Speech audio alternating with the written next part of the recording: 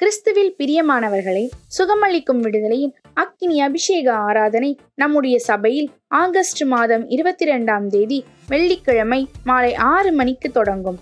வியாதியினாலும் பிசாசின் தொல்லையினாலும் மாந்திரீகம் சூனிய கட்டுகளின் உபத்திரவத்தினாலும் கண்ணீரோடும் கவலையோடும் பிரச்சனைகளோடும் போராடி கொண்டிருக்கிறீர்களா? இந்த ஆராதனையில் கலந்து கொள்ளுங்கள். நம் தகப்பனாகிய இயேசு கிறிஸ்து உங்களுக்கு பரிபூர்ண சுகத்தையும் அற்புதங்களையும் செய்ய வல்லவராய் இருக்கிறார். Sister praise lord. Praise lord brother. உங்க நேம் என்ன சிஸ்டர்? கோகிலா. ஓகே, நீங்க எந்த வருஷத்துல ஏலியம் சபைக்கு வந்தீங்க? 2017-18 அந்த மாதிரி அந்த இயர்ல வந்தேன் பிரதர். ஓகே, நீங்க வரும்போது எந்த பிரச்சனைகள் இருந்தீங்க? எதுக்காக ஆண்டவருடைய ஆலயத்தை நீங்க தேடி வந்தீங்க ஏசப்பாவை? எனக்கு பார்த்தீங்கன்னா பிரதர் நிறைய பிரச்சனைகள். எனக்கு 10 வருஷமாக மாந்திரீக கட்டில் ரொம்ப கஷ்டப்பட்டுட்டு இருந்தேன். அப்புறம் கடன் பிரச்சனைகள் நிறைய இருந்தது. ஒரு 30 lakhs கிட்ட கடன் இருந்தது. அப்புறம் வியாதி வீசிங் ப்ராப்ளம் இருந்தது. சுற்றி பற்றி பார்த்தா நிறைய நெருக்கங்களோடு தான் இங்கே வந்தேன். எனக்கு யார் விடுதலை கொடுப்பாங்க அப்படின்ற ஒரு எண்ணத்தோடு தான் ஆலயத்துக்கு வந்தேன் நான்.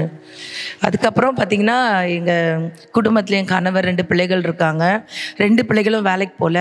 கணவர் பார்த்திங்கன்னா கொஞ்சம் கம்மி சேலரி தான் வாங்கிட்டு இருந்தாங்க. நான் ஆண்டவரை இங்கே வந்து சபைக்கு வர வர வர ஆண்டவரை ஏற்றுக்குனதுக்கப்புறம் எனக்கு வந்து பார்த்திங்கன்னா 2 வருஷத்தில் எனக்கு கடன் அடைஞ்சிது. 30 லட்சம் ரூபாய் கடன் எப்படி அடைஞ்சிதுனே தெரியல. அதுக்கப்புறம் பார்த்திங்கன்னா எனக்கு வியாதி எப்படி மறைஞ்சிதுன்னு தெரியல. அதுக்கப்புறம் குடும்பத்தில் பெரிய சமாதானம் வந்தது. பிள்ளைங்களும் லைஃப் செட்டில்ட் ஆகிட்டாங்க. கணவரும் நல்ல வேலையில் ஒரு உயர்ந்த நிலைமையில் இருந்தார். அதுக்கப்புறம் பார்த்திங்கன்னா வியாதி போயிடுச்சு. மாந்திரிக கட்டிலேருந்து நான் சபைக்கு வர வர வர வர வர ஆண்டவர் எனக்கு விடுதலை கொடுத்துட்டே இருந்தார் பிரதர். உங்களுக்கு என்ன வியாதி இருந்தது? எனக்கு ஆக்சுவலி வீசிங் ப்ராப்ளம் இருந்தது.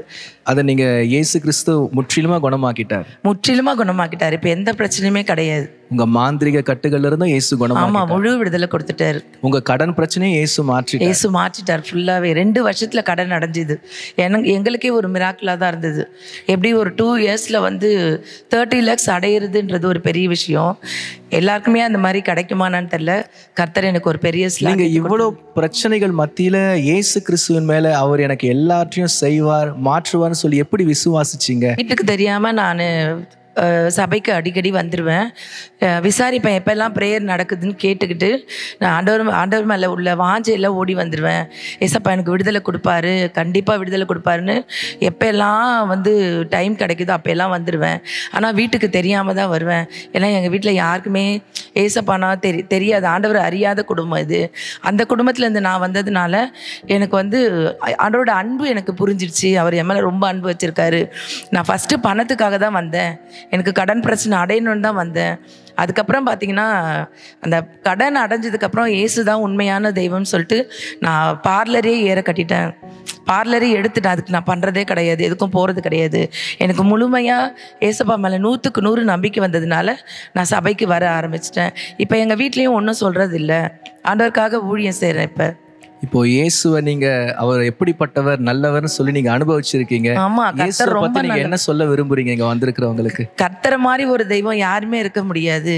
ஆண்டவராகிய இயேசு கிறிஸ்து வந்து இந்த பூமியில வந்து நம்முடைய பாவங்களுக்காக தான் அவர் வந்து சிலுவையை சுமந்தாரு அப்படின்னு புரிஞ்சுக்கிட்டு ஏசப்பா விட ஒரு நல்ல தெய்வம் யாருமே இருக்க முடியாது.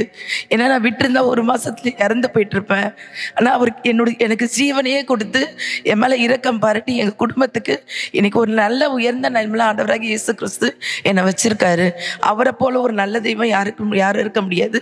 அவர் ருசி பார்த்தா யாரும் விட மாட்டாங்க. Thank you sister. பிரியமானவர்களே, வேதத்தில் சொல்லப்பட்டிருக்கு இயேசு கிறிஸ்து நன்மை செய்கிறவராய் இந்த பூமியில சுற்றி திரிந்தார். இன்றைக்கும் அவரை தேடி வந்திருக்கிற நீங்க எல்லாரும் இயேசுவை நம்புங்க, விசுவாசிங்க.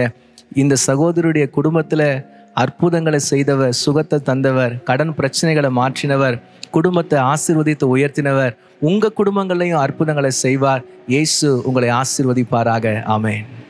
இந்த ஆராதனையில் நம்முடைய போதகர் அவர்கள் உங்களுக்கான தேவ செய்தியை அளித்து ஒவ்வொருவருக்காகவும் தனித்தனியே எண்ணெய் பூசி ஜெபிப்பார்கள்.